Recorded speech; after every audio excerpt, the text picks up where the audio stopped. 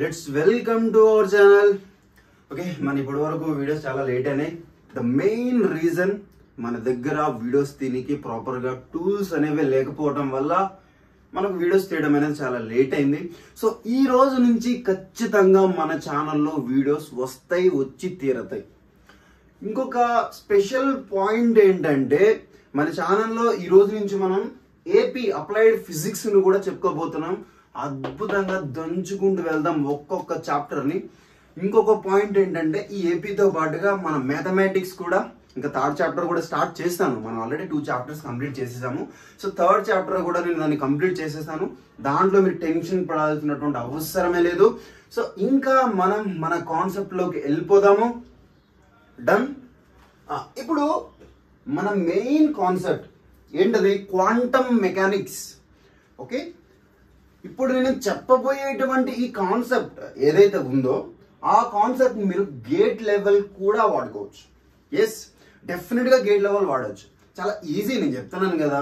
మనం ఎట్లాగో pin point తో నేర్చుకుంటూ వెళ్తాం కాబట్టి మీరు ఈజీగా గేట్ లెవెల్లో ఉన్నటువంటి కాన్సెప్ట్స్ ఏవైతే ఉన్నాయో వాటికి రిలేటెడ్ క్వశ్చన్స్ ఏవైతే ఉన్నాయో వాటన్నిటిని కూడా మీరు చాలా ఈజీగా చేయగలుగుతారు.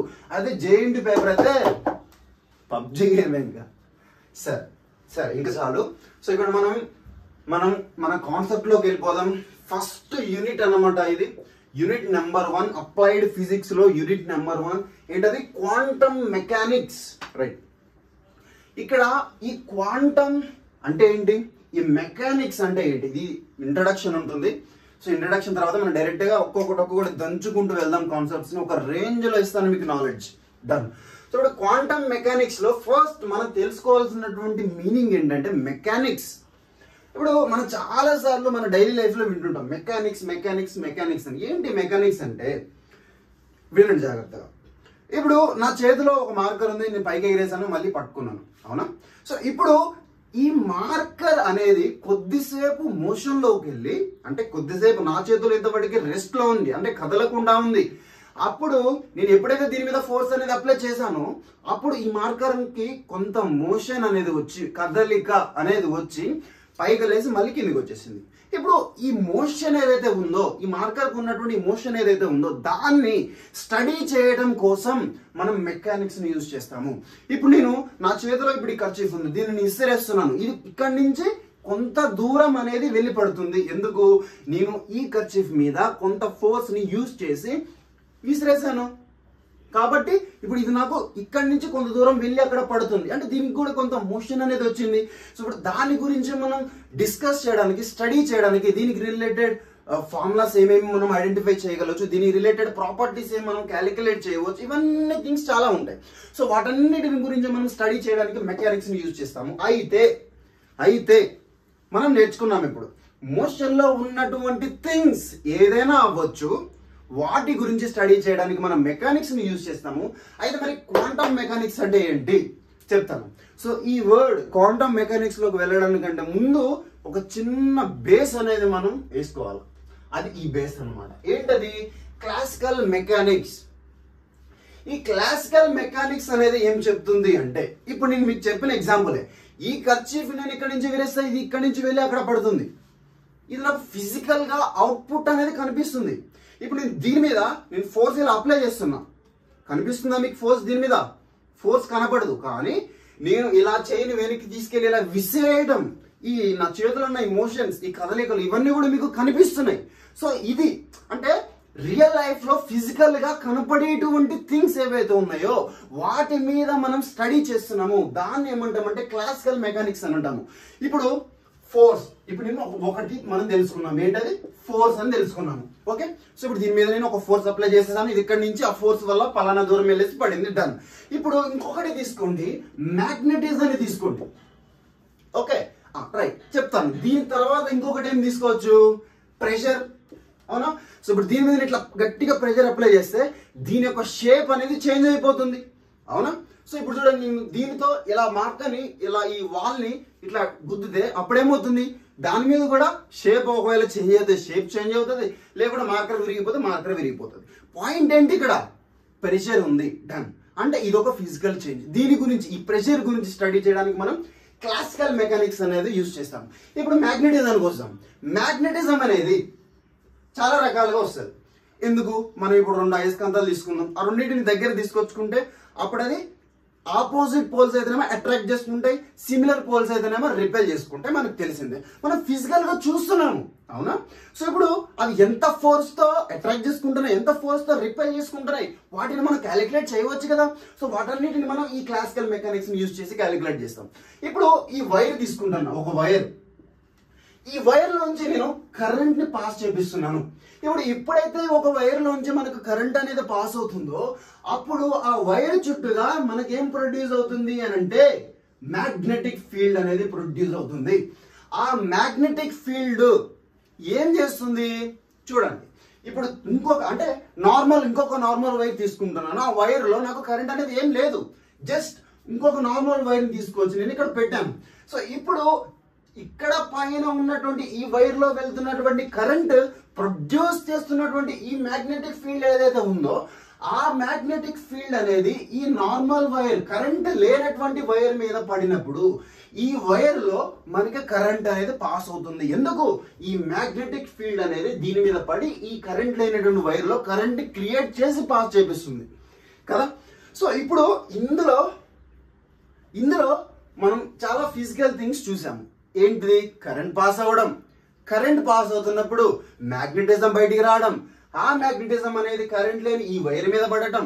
ఓకే, ఆ మ్యాగ్నెటిజం వల్ల దీంట్లోంచి కరెంట్ అనేది క్రియేట్ అయ్యి స్టార్ట్ అవ్వడం. ఇవన్నీ కూడా మనం స్టడీ చేస్తున్నాము. ఎక్కడ స్టడీ చేస్తున్నాము? క్లాసికల్ మెకానిక్స్ కదా. సో ఇప్పుడు ఒక కీ పాయింట్ ఏంటంటే, ఇప్పుడు ఈ వైర్ నుంచి కరెంట్ పోతుంది కదా, పోతుంది.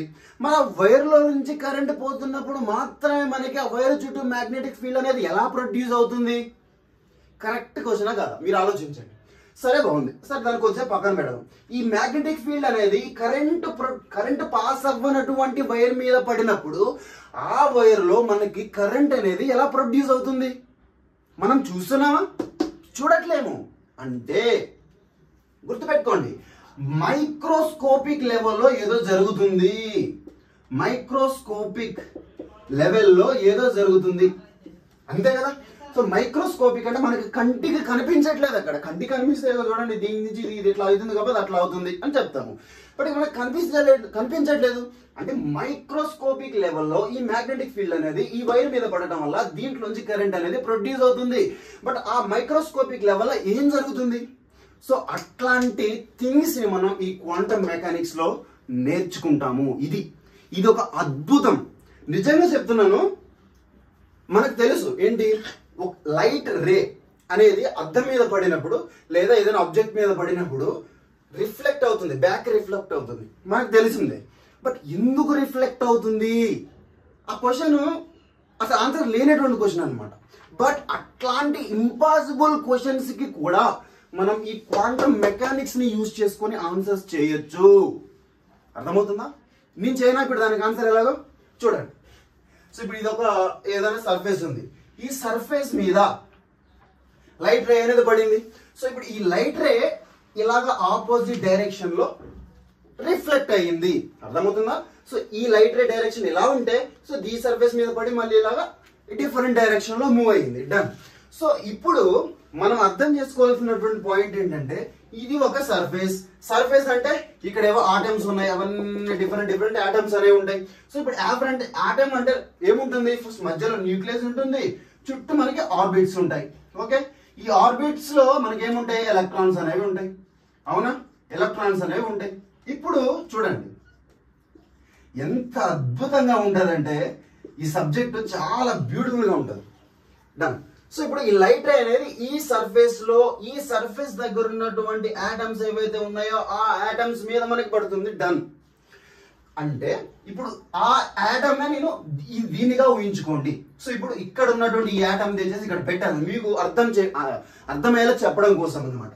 సో ఇప్పుడు ఎప్పుడైతే దీని మీద లైట్ రే అనేది పడుతుందో ఆ లైట్ రే ఇందులో ఈ ఆటమ్ లోపల ఉన్నటువంటి ఏమంటాం ఎలక్ట్రాన్స్, ఈ ఎలక్ట్రాన్స్ అనేవి అబ్జర్వ్ చేసుకుంటాయి. అర్థమవుతుందా? ఈ లైట్ రే అనేది ఈ ఆటమ్ మీద ఎప్పుడైతే పడుతుందో ఆ ఆటమ్ లోపల ఉన్నటువంటి ఈ ఎలక్ట్రాన్స్ అనేవి ఆ లైట్ అని అబ్జర్వ్ చేసుకుంటాయి. ఎప్పుడైతే ఎలక్ట్రాన్స్ అనేవి లైట్ ఎనర్జీని ఇక్కడ అబ్జర్వ్ చేసుకున్నాయో అప్పుడు వెంటనే ఏం జరుగుతుంది, ఈ ఎలక్ట్రాన్స్ అనేవి అవి ఉన్నటువంటి ఆ ఆర్బిట్ లెవెల్ నుంచి ఎగ్జైట్ అయ్యి దాని యొక్క హైయర్ లెవెల్కి వెళ్తాయి అన్నమాట. అవునా, వెళ్తాయి కదా. సో ఇప్పుడు హైయర్ లెవెల్కి వెళ్ళినప్పుడు ఇవి కంటిన్యూస్గా అక్కడే ఉండిపోవు. అవునా కదా. సో కంటిన్యూస్గా అక్కడే ఉండిపోవు. అప్పుడు ఏమవుతుంది, మళ్ళీ వాటి యొక్క స్టేబుల్ స్టేట్కి వచ్చేస్తాయి. అర్థమవుతుంది ఆ పాయింట్ ఇక్కడ మీకు. ఇక్కడ నుంచి ఒక లైట్ రే అనేది ఎలక్ట్రాన్స్ మీద పడినప్పుడు ఆ ఎలక్ట్రాన్ అనేది ఆ లైట్ ఎనర్జీని తీసుకొని దాని తర్వాత హైయర్ ఎనర్జీ లెవెల్కి వెళ్తుంది. కానీ అది అక్కడ స్టేబుల్ గా అక్కడనే ఉండలేదు కాబట్టి మళ్ళీ దాని యొక్క యాక్చువల్ స్టేబుల్ స్టేట్ కి వస్తుంది. అది వచ్చేటప్పుడు ఏం చేస్తుందంటే, అంటే ఇక్కడ నుంచి హైయర్ ఎగ్జైట్ అయ్యి వెళ్ళింది కదా హైయర్ స్టేట్, అంటే అక్కడి నుంచి మళ్ళీ దాని యొక్క స్టేబుల్ స్టేట్ కి వస్తున్నప్పుడు ఆ ఎలక్ట్రాన్ అనేది బయటికి ఒక రేడియేషన్ ని ఎమిట్ చేస్తుంది. అర్థమవుతుందా? ఆ రేడియేషనే ఇది రిఫ్లెక్షన్. ఇట్లా ఆన్సర్స్ చేయొచ్చు మనం క్వాంటమ్ మెకానిక్స్ తోటి. అంటే దీన్ని బట్టి మనకి ఏమర్థమవుతుంది, quantum mechanics is discussing about the mechanics but which things, అంటే దేని గురించి అయితే మనం డిస్కస్ చేస్తున్నటువంటి థింగ్స్ ఉంటాయో ఆ థింగ్స్ అన్ని కూడా మైక్రోస్కోపిక్ లెవెల్లో ఉంటాయి. ఇక్కడ రాసాను చూడండి, మైక్రోస్కోపిక్ లెవెల్ అంటే మైక్రోస్కోప్ ని పెట్టి మనం చూస్తే మాత్రమే ఆ థింగ్స్ మనకి కనిపిస్తాయి. అర్థమవుతుందా మీకు పాయింట్? ఇక్కడ మైక్రోస్కోప్ ని పెట్టి చూస్తే మాత్రమే మనకు కనిపిస్తాయి, కానీ అదర్వైజ్ ఇంపాసిబుల్. సో అట్లాంటి థింగ్స్, సో అట్లాంటి కొన్ని ఇంపాసిబుల్ అనుకుంటున్నటువంటి కొన్ని హైపోథెటికల్ థింగ్స్ అన్నిటిని కూడా మనం ఈ క్వాంటమ్ మెకానిక్స్ ని యూజ్ చేసి అద్భుతంగా సాల్వ్ చేయొచ్చు. So this is the potential of the quantum mechanics. నిజంగా చెప్తున్నాను, చాలా బ్యూటిఫుల్ గా ఉంటుంది ఫిజిక్స్. సో ఆ బ్యూటీ ఆఫ్ ఫిజిక్స్ లో క్వాంటమ్ మెకానిక్స్ అనేది హెడ్ లాంటిది అనమాట. అర్థమైందా? సో ఇప్పుడు నేను మీకు ఒక గ్రాఫ్ వేస్తాను, ఆ గ్రాఫ్ నుంచి మీకు ఎక్సలెంట్ గా ఇంకా ఎక్సలెంట్ ఫౌండేషన్ అనేది వేస్తా. ఆ ఫౌండేషన్ అనేది మీకు చాలా ఇంపార్టెంట్. సో ఫాస్ట్ గా ఈ థింగ్స్ ఏవైతే నేను మీకు చెప్పినానో వాటిని మీరు నోట్ చేసుకోండి. డన్. ఫాస్ట్ గా గ్రాఫ్ వేసి మళ్ళీ మీ దగ్గరకు వచ్చేస్తా. మనం ఇందాక చూసినటువంటి ఎగ్జాంపుల్ అన్నమాట. ఇప్పుడు దీంట్లో ఫస్ట్ మనం ఇందాకలా అప్లై చేసినటువంటి ఎనర్జీ వచ్చేసి లైట్ ఎనర్జీ. ఓకే. సో ఇప్పుడు నేను ఏం సప్లై చేస్తున్నానంటే దానికి హీట్, టెంపరేచర్, కొంత టెంపరేచర్ తో దానికి ఈ ఆటమ్ కి కొంచెం హీట్ అనేది దానికి సప్లై చేస్తున్నా. డన్. సో ఇప్పుడు ఆ హీట్ ఎనర్జీని ఈ ఆటమ్ అనేది అబ్జర్వ్ చేసుకుంటుంది. డన్. ఇప్పుడు ఇందులో మెయిన్ పాయింట్ ఏంటంటే ఈ ఆటమ్ లోపల ఉన్నటువంటి ఈ ఎలక్ట్రాన్ ఏదైతే ఉందో, ఓకే, ఈ ఎలక్ట్రాన్ ఏదైతే ఉందో ఎలక్ట్రాన్ అనేది ఈ హీట్ ఎనర్జీని తీసుకుంటుంది. తీసుకున్న తర్వాత ఆ ఎలక్ట్రాన్ అనేది ఎగ్జైట్ అయిపోయి మనకి హైయర్ స్టేట్ కి వెళ్తుంది. మళ్ళీ అక్కడ ఎక్కువసేపు ఉండలేక దాని లోవర్ స్టేట్ కి అది వచ్చేస్తుంది. అప్పుడు అలాగా దాని లోవర్ స్టేట్ కి వచ్చేటప్పుడు మనకి బయటికి ఏం రిలీజ్ చేస్తుంది, అది కూడా రేడియేషన్ ని బయటికి పంప్ చేస్తుంది. డన్. సో ఇది మనకు ఆల్రెడీ తెలిసింది. ఇప్పుడు నేను హీట్ ఎనర్జీని ఇంకా ఎక్కువగా సప్లై చేస్తున్నా, అప్పుడు ఏమవుతుంది, ఇక్కడ బయటకు వచ్చేటువంటి ఆ రేడియేషన్ ఏదైతే ఉందో చాలా స్ట్రాంగ్ గా బయటికి ప్రొడ్యూస్ అవుతుంది అన్నమాట. అంటే ఇప్పుడు నార్మల్ ఎనర్జీని దానికి నువ్వు ప్రొడ్యూస్ చేసినప్పుడు అది బయటికి ప్రొడ్యూస్ చేసేటువంటి ఎనర్జీ ఏదైతే చాలా లో, ఎందుకు నువ్వు కూడా లో సప్లై చేసావు. ఇప్పుడు నేను హై సప్లై చేస్తున్నా, అప్పుడేమవుతుంది, నాకు ఇక్కడ ప్రొడ్యూస్ అయ్యేటువంటి రేడియేషన్ యొక్క ఇంటెన్సిటీ అనేది చాలా హైగా ఉంటుంది. ఇది మనం ఇందాక చెప్పుకున్నదే విషయం. డన్. సో ఇప్పుడు ఇది అయిపోయింది. దీంట్ నుంచే మనకి ఇక్కడ బ్లాక్ బాడీ అనేది తయారైంది. అర్థమైందా? సో ఇక్కడ బ్లాక్ బాడీ అంటే ఏంటంటే very very important. Real life లో ఇది ఎగ్జిస్ట్ అయి ఉండొచ్చు, ఉండకపోవచ్చు. ఇది ఒక థియరీ అంతే. నిజంగా రియల్ లైఫ్ లో ఎగ్జిస్ట్ అయ్యింది అని చెప్పలేము, లేదు అని కూడా చెప్పలేము. ఇది ఒక హైపోథెటికల్ సిచ్యువేషన్ అనమాట. అయితే ఈ బ్లాక్ బాడీ అని అంటే ఏంటంటే, ఇప్పుడు నార్మల్గా వేసుకున్నాం, బ్లాక్ షర్ట్ వేసుకున్నాం, అంతే కదా. సో ఇప్పుడు ఈ బ్లాక్ షర్ట్ అనేది ఏంటి, బ్లాక్ కలర్ లో ఉంది. ఇప్పుడు ఈ మనకు చుట్టుపక్కల నుంచి వచ్చేటువంటి లైట్ ఏదైతే ఉందో ఈ బ్లాక్ షర్ట్ అనేది అబ్జర్వ్ చేసుకుంటుంది కదా. సో ఎప్పుడైతే బ్లాక్ షర్ట్ అనేది ఈ లైట్ ని అబ్జర్వ్ చేసుకుంటుందో కంప్లీట్ గా అబ్జర్వ్ చేసేసుకోవాలి.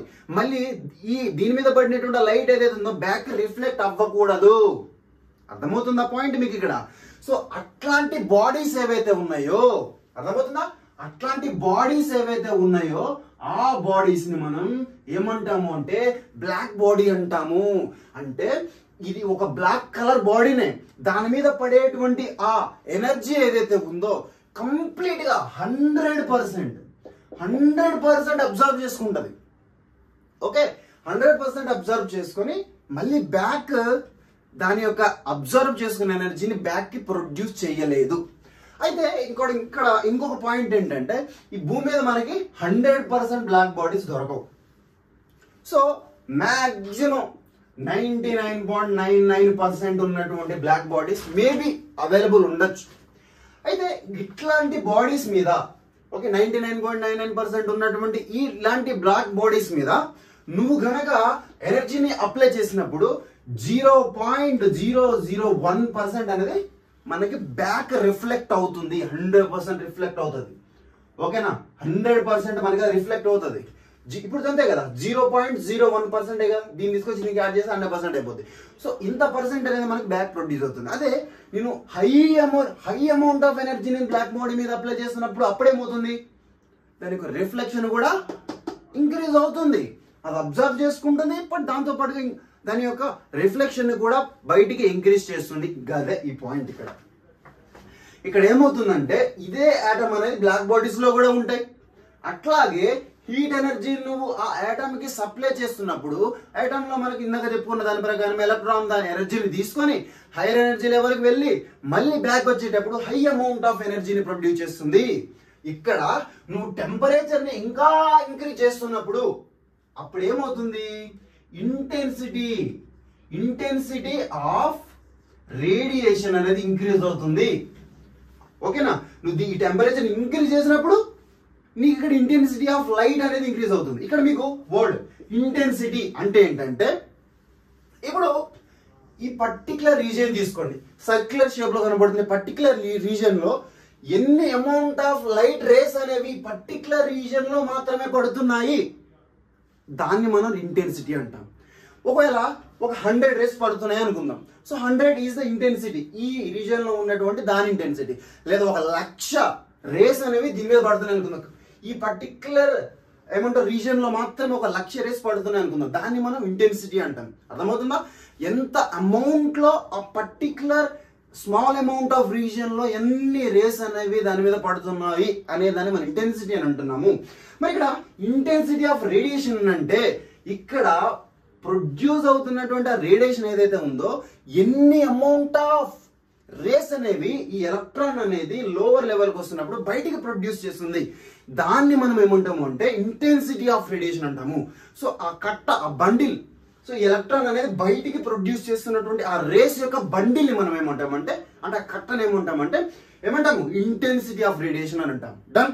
సో ఇప్పుడు టెంపరేచర్ అనేది మనం ఎక్కువగా ఇంక్రీజ్ చేస్తే నాకు ఇంటెన్సిటీ అనేది కూడా చాలా ఎక్కువగా పెరుగుతుంది. అంటే ఏంటి, ఆ వేవ్ లెంత్, ఈ ఎనర్జీ యొక్క వేవ్ లెంత్ ఏదైతే ఉందో తగ్గిపోతుంది. మీరు ఎప్పుడైనా ఒక విషయం గుర్తుపెట్టుకోండి, మనకి లైట్ అయినా కావచ్చు, ఏ రే అయినా కానీ దాని యొక్క వేవ్ లెంత్ అనేది కనుక తగ్గిపోతే దాని యొక్క ఎనర్జీ అనేది చాలా హైగా ఉంటుంది.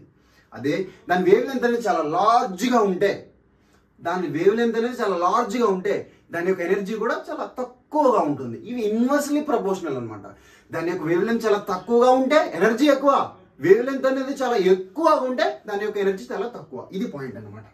ఇప్పుడు ఇక్కడ ఇంటెన్సిటీ ఆఫ్ రేడియేషన్ అనేది మనకి హైగా ఉంటుంది. ఎప్పుడు టెంపరేచర్ అనేది కూడా చాలా హైగా ఉన్నప్పుడు నాకు ఇక్కడ ఇంటెన్సిటీ ఆఫ్ రేడియేషన్ కూడా చాలా హైగా ఉంటుంది. డన్.